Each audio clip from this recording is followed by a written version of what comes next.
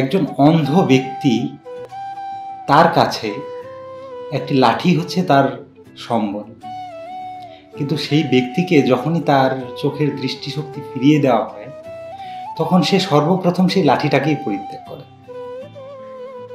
তো এটা বলার উদ্দেশ্য হচ্ছে এই যে আমরা দীর্ঘ ৯ মাস মাতৃগর্ভে থাকি, খুবই যন্ত্রণা হয় আমাদের সেখানে।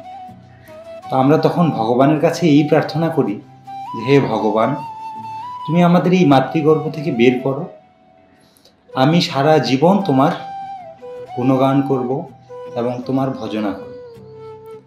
কিন্তু যখনই আমরা মাতৃগর্ভ থেকে বেরিয়ে আসি তৎক্ষণাৎ আমরা সেটা ভুলে যাই।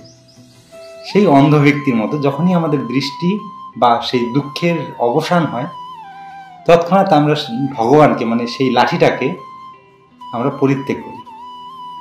এটা খুবই আশ্চর্যজনক, যেটা আমাদের কখনোই করা উচিত নয়।